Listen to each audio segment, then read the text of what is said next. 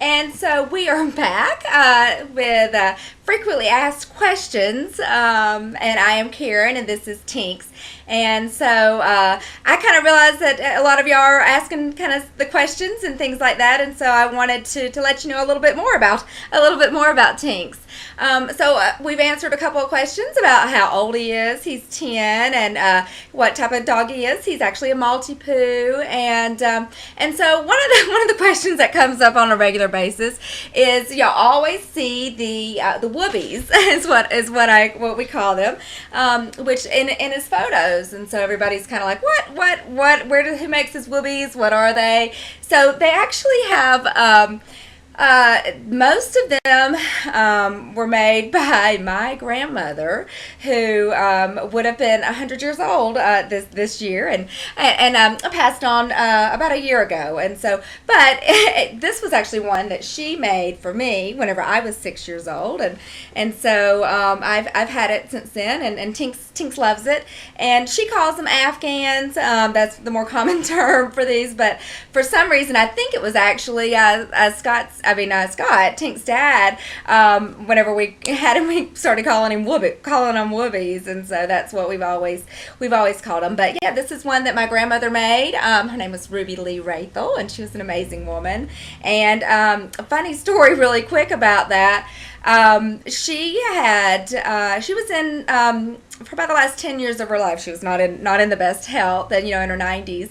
But I would send her photos. This was the last 10 years since I had Tinks, and so I sent her photos of him every day. I would take after we got him, I would take photos, and about every month I would go and print them out on Walgreens or something like that, and I would order them online, and I would they would come to me in the mail, and I would write on the back of them kind of love you grandma, and Tinks was doing this and Tinks was doing that, and I would put them, I would kind of address them all at once, so that way all I had to do, and stamp them, all I had to do was just stick one in the mail every day, so that way she would get something in the mail every day, because she actually lived in Alabama, and I lived in where I live now in Boise, Idaho, so it's 2,500 miles across, and so I would visit as much as I could, but definitely was not able to be there with her every day like I wanted to be, and so I'd always made her excited to get something in the mail, and so I would do that, and so she had all these different photos of Tinks, and she even had a painting. We had a painting.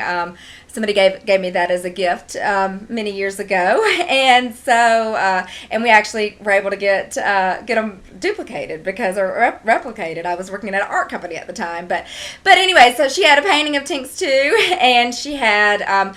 But whenever it came time for her, to move on, and they were cleaning out her area and her room, and there was just stacks and stacks and stacks of Tinks photos, and so she definitely had more photos of Tinks than she did of any of her children or grandchildren, and she was actually very hard of seeing, and so for the last couple of years of her life, she would always say, "Well, I can't see out of one eye, and the other one's blind, or the other one doesn't work, or something." So it was funny, but but the lady who sat with her on a daily basis, they would always look forward to seeing the photos, and she would grandmother would kind of let her know what was going on in the photos, and she would look at it, and so she could make things out. Now that's for sure. She always asked, and even at the in the last about the last year or so, she was on some really strong medication at the time, and it was only then that her mind kind of started to go to wonder, kind of not be quite as sharp with her memories, but she would always, every time I called her, and I called her every day, and every time I called her, she would say, "Oh, and how's Tinks, and what is he doing?" And so she definitely, that made an impression on her, and whenever her memories were starting to finally go, only in the last year, I was always saying, "Grandmother is fine.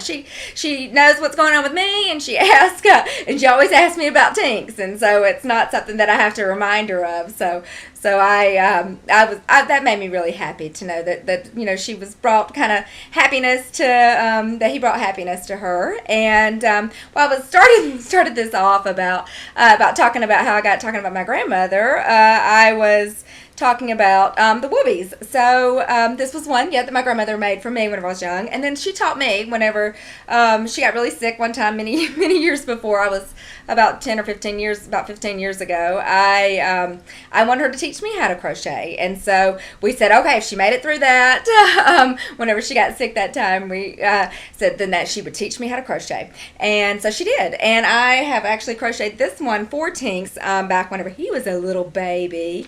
And so here's the camera. This one right here. And so he loves this one, don't you? He said, so Mama, can I have one right now? Yes, baby, you can. Yes, sweetie. So that was one that that I made for him. And my grandmother actually made this one for Tinks. This was whenever she was, after she was already in, she had a stroke in her about 10 or 11 years before she died.